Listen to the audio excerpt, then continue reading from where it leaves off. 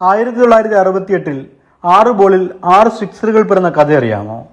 1954 മുതൽ 1974 വരെ west Indian ക്രിക്കറ്റിന്റെ അനിഷേധ്യ പേരുകളിൽ ഒന്നായിരുന്നു സർ ഗാർഫീൽഡ് സോബേഴ്സ് അഥവാ ഗാരി സോബേഴ്സ് എന്നത്.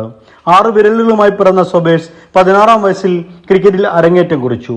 ബൗളറായി കളി തുടങ്ങിയെങ്കിലും 23-ാം വയസ്സിൽ പാകിസ്ഥാനെതിരെ ആദ്യ സെഞ്ചുറിയും മാമോത്ത് വ്യക്തിഗത സ്കോറായ 365 റൺസ് നേടി ഗിയർ ബാറ്ററിലേക്ക് മാറ്റി. ടെസ്റ്റും ക്ലബ്ബ് ക്രിക്കറ്റും മാത്രം ചിത്രത്തിലുണ്ടായിരുന്ന അക്കാലത്ത് സോബേഴ്സ് കളിച്ചത് ആകെ ഒരേ ഒരു ഏകദിനം മാത്രമാണ്. അതിലാവട്ടെ അദ്ദേഹം സംപൂജ്യനായി മടങ്ങുകയും ചെയ്തു. 2006-ൽ ശ്രീലങ്കയുടെ ജയവർദ്ധന തകർക്കും വരെ ഏറ്റവും വലിയ വ്യക്തിഗത സ്കോർ എന്ന നേട്ടം ഏതാണ്ട് 48 കൊല്ലക്കാലത്തോളം സർ ഗാർഫീൽഡ് സോബേഴ്സിന്റെ സ്വന്തമായിരുന്നു. 1968-ൽ ഇംഗ്ലീഷ് ക്ലബ്ബായ നോട്ടിംഗ്ഹാംഷയറിന്റെ ക്യാപ്റ്റനായിരിക്കെ ഗ്ലാമർ ഗണ്ണിനെതിരെയുള്ള മത്സരത്തിൽ മാൽക്കം നാഷിന്റെ പന്തിൽ ആദ്യ 4 ബോളും സിക്സറിന് തൂക്കി. 5-ാം പന്തിൽ ബൗണ്ടറി ലൈനിൽ പിടിയിലായി. ഏവരും ഔട്ട് എന്ന് നനച്ച നിമിഷം ക്യാച്ചെടുത്ത കളിക്കാരൻ പന്തുമായി റോപ്പിന് മുകളിലേക്ക് മറിഞ്ഞു വീണു.